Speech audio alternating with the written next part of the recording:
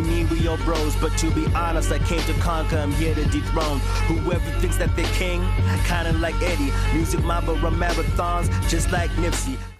Not only does KtheChosen rap about Calgary's King Eddy, he's performing there. He's among 10 artists there tomorrow night to cap off the Entrepreneur West Showcase, a program that helps give emerging artists the skills, knowledge, and resources to thrive in the music industry. And joining me is KtheChosen from the National Music Center. Thank you for speaking with us today. Hey, and thanks so much for having me on the show. So how helpful will this program be in advancing your career in music? I'd say it's been very instrumental already in that we're learning a lot about the general processes that you need as a musician. I think quite often we forget that as artists, we're a business unto ourselves and creative entrepreneurs. And a lot of what we're learning has really helped kind of systemize a lot of the work that I do, as well as introduce me to a lot of different resources and people in the industry that I can continue to work with post the program. Now, a lot of people might be trying to place your accent. You are originally from Zimbabwe, and you moved to Calgary as an adult. So, of all the places in the world, why Calgary? That's a great question. Calgary was one of the cities that came up when I was doing my research for university. I knew I wanted to come out to the West, and Canada just was calling to me. But being from Southern Africa, I was looking for sunshine. And with Calgary being the sunniest city, I figured this was probably the place to start off and then kind of explore. But over the years, I've really come to call Calgary home. I love how friendly people are here.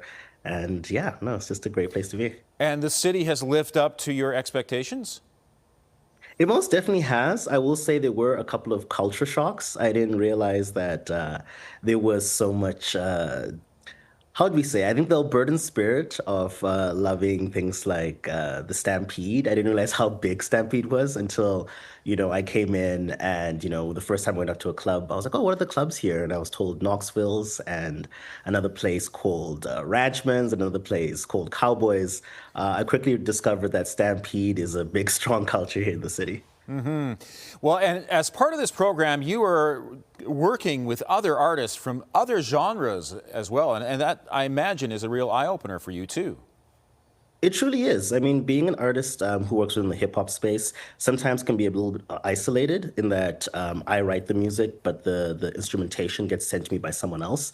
So being able to meet neo-soul, alt-rock, alt-pop, any kind of genre you can think of. We've got quite a breadth of artists in this program. Has been pretty eye-opening in learning the different writing processes people have, as well as the fact that the program really does represent Western Canada, from folks from Edmonton as well as Calgary, but we also have people from the Yukon, Yellowknife, and Manitoba. So I'm also learning a lot about just the different markets within Canada and just learning how they navigate playing shows where they're from. Mm-hmm. Let's take a look at another one of your videos, and this is actually called Children of the Internet. Color was the sky today. How the hell should I know? Been indoors just staring at my iPhone, reading more text than verses in the Bible. So much information that it's making my eyes sore. Now, what's interesting I find about this is you are very frank about the impact of technology and social media on young people.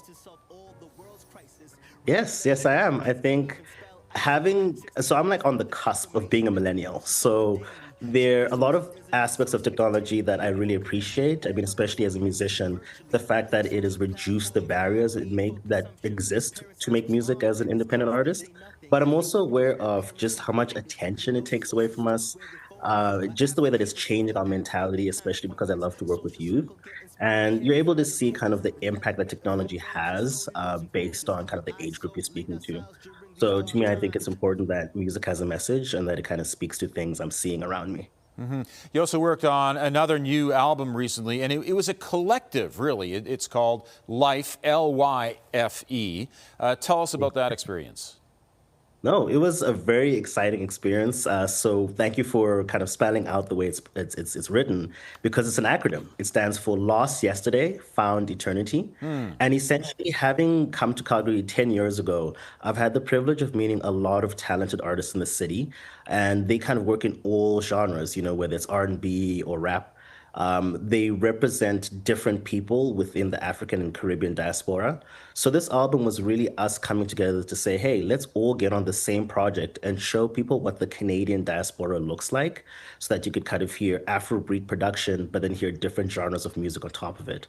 So that was a collaboration with Third Verse Records as well as Chef Beats. He was the principal producer on the project, and then so many artists across from Calgary and a couple from Edmonton as well. It's interesting you mentioned all those country venues that people are familiar with during Stampede Week, but you found enough venues here to do hip hop, right?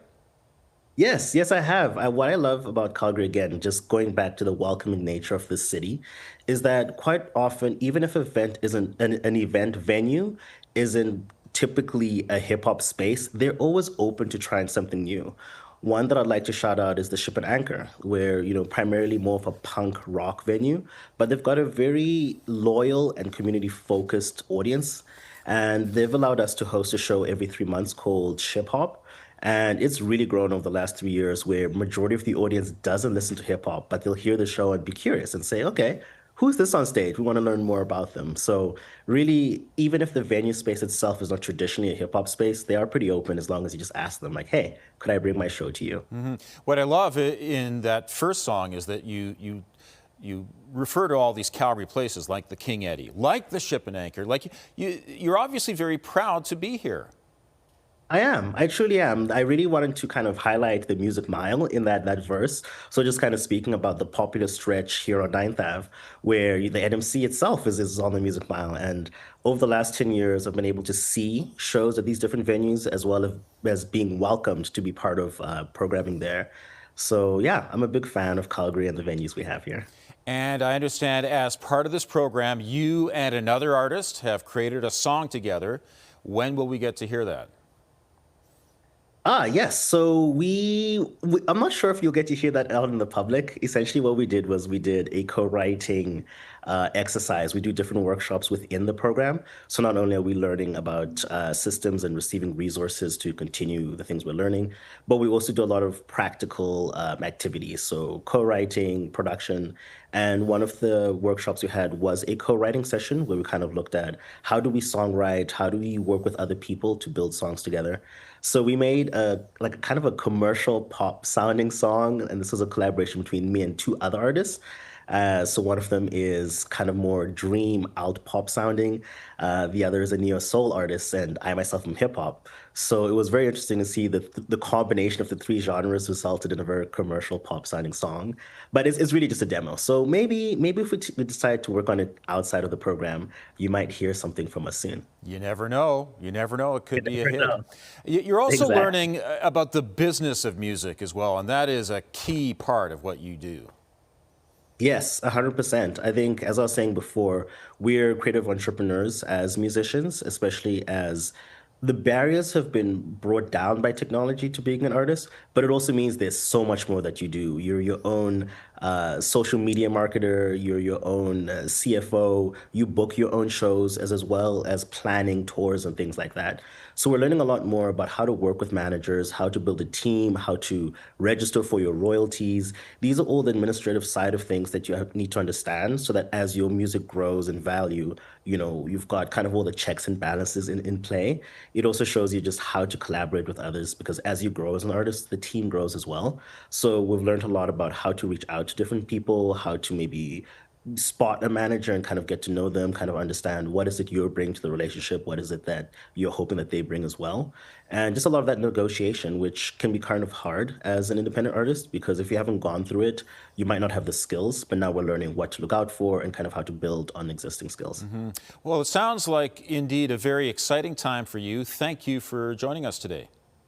Oh, thank you so much for having me. It's a great program. All right, thank you. And KtheChosen is among the artists performing December 3rd at the King Eddy for the AE West Artist Extravaganza Showcase.